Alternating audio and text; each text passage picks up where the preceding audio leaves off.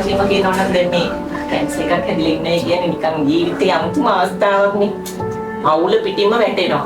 පවුල පිටින්ම මේ දුකට මුහුණ දෙනවා. මේක අපි හොඳටම දකිනවා අපි ළඟට මෙතන දෙන පේෂන්ලා රෙමි. ඉතින් අපිට කියන කතන්දර අරවා මේවත් එක්ක මිනිස්සු මොන විදිහටද මේකට මුහුණ දෙන්නේ කියලා කියන එක අපිට හිතන්න හරි අමාරුයි. ඇත්තම කියනවා නම්. ඉතින් ඒවත් එක්ක බලනකොට මිනිස්සුන්ට මේ ආහාරයක් කියන එක පොඩි පිටි කෑම වේලක් කියලා කියන එකත් හරි වටිනවා. මොකද දැන් අද වෙනකොට දැන් අපි ගොඩක් කාලයක් තිස්සේ මේක ටිකක් මේ ඉගෙන යනවනේ. එතකොට හැම කෙනෙක්ගේම හිතේ තියෙනවා අපි ගෙදරින් කන්න නැතුව ගිය හොස්පිටල් එකකින් අපිට මොනවා හරි ලැබෙනවයි කියලා කියන එක ගොඩක් ඒගොල්ලෝ බලාපොරොත්තු වෙනවා. ඉතින් මේ ඒකින්ද හුඟා පින් සිද්ධ වෙනවා. එතකොට අනිත් එක තමයි දැන් සමහර වෙලාවට සමහරුන්ට එක බැරියස් තියෙනවනේ මෙහෙම විහිත් කරගන්න එනේව එකක් තමයි කෑම.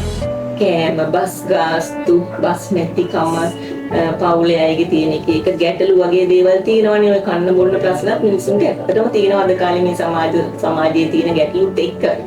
ඉතින් එතකොට ඒ වුණාම දැන් එක ගැටලු ඉන්න සමහරලාට සමහරු එන්නේ නැහැ නැතුව ඉන්නවා. එතකොට ඒගොල්ලන්ට ප්‍රතිකාරය කියලා කියන එක ප්‍රමාද වෙනවා. ප්‍රතිකාරයේ පස්සට යනවා. ප්‍රතිකාරයේ පස්සට යනවා කියලා කියන්නේ ඒගොල්ලන්ගේ ජීවිතේ භයානක අවස්ථාවකට පත් වෙන්න පුළුවන් ඒකේ.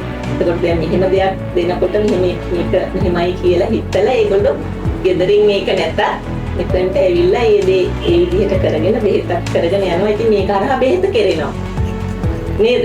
ප්‍රතිකාරය කියන එක දිගටම කන්ටිනියස්ලි වෙනවා කොහොම හරි එතනට ආවනම් කියන එක ඒගොල්ලන්ගේ හිතේ තියෙන. ඒක නිසා ගොඩක් දෙනෙක් ඒක අපින් බලාපොරොත්තු වෙනවා. ඉතින් දැන් ඒක අපිට දෙන්න පුළුවන් වෙන එක ලොකු සහනයක් පුණ්‍ය කර්මයක්. ඇත්තටම ඉතින් ඔයගොල්ලන්ට ගොඩාක් ස්තුතියි. පින් සිද්ධ වෙනවා. ඉතින් ඒ ස්තුති කරන් තමයි මම ඉතින් මෙතෙන් ගන්න කියලා කියන්නේ ඇත්තම කියනවනම්. ඉතින් බොහොම thank you පින් ඔයගොල්ලන්ගේ ආයතනයටයි ඔයගොල්ලන්ටයි සහභාගී වෙච්ච මේ අපේ මිස්ලට හැම දිනකටම ගොඩක් ස්තුතියි.